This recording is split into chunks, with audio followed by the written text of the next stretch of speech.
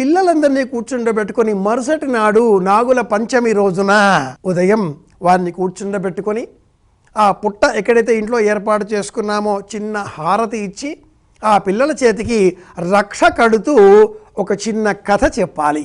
పూర్వం ఒకానొక గ్రామంలో ఒక బ్రాహ్మడు ఈ వ్రతం తమకు ఉన్నది అని తెలిసినప్పటికీ మరచిపోయి వ్యవసాయం పనులపైన వ్యవసాయ క్షేత్రానికి వెళ్ళి నాగలి చేతపట్టి దున్నే వ్యవహారాలు చేపట్టడంతో ఆ పొలంలో ఉన్న ఒక్క పుట్టలోని చిన్న నాగములు పిల్ల నాగములు అనేక మరణించాయి.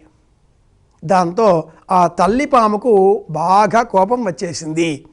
కాటు వేద్దాం అంటూ ఆ బ్రాహ్మడి వద్దకు రాగా అదే క్షణంలో ఆ బ్రాహ్మడు వ్యవసాయం పనులకు కాస్త విరామం ఇచ్చి కూతురి ఇంటికి బయలుదేరాడు. అతడు ముందు అతడి వెనక ఈ తల్లి పాము వెంటాడుతూ వెళ్ళింది.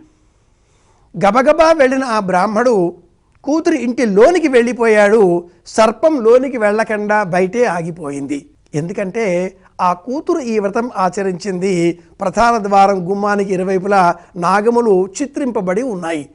ఓహో, ఈ ఇంటిలోని వారు సర్పములను పూజిస్తారు కాబట్టి నేను ఈ ఇంటిలోని వారికి కీడు తలపెట్టకూడదు.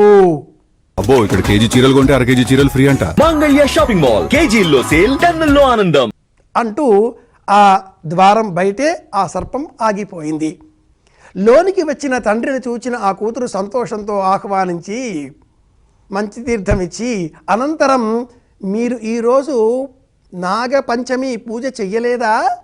గంధం బొట్టు పెట్టి చేతికి తోరం కట్టి ప్రసాదంగా కొంత చలిమిడి అందించి బయటకు పంపింది. చేతికి తోరం ఉండడంతో ఆ తండ్రిని అంటే ఆ బ్రాహ్మణుడిని ఈ సర్పం ఏమీ చెయ్యలేక నిరాశగా వెళ్ళిపోయింది.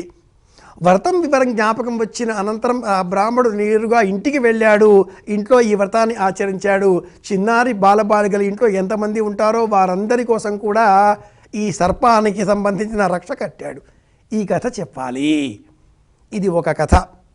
ఇటువంటి కథలు అనేకం వారి వారి ప్రాంతీయ ఆచారాలకు లోబడి బహుళ ప్రాచుర్యంలో ఉన్నాయి. ఈ కథలేవి పురాణాలలో లేనప్పటికీ సర్పాన్ని ఆరాధించడం అత్యవసరం అంటూ పిల్లలకు చెప్పడం కోసమే ఈ కథలన్నీ ఉన్నాయి.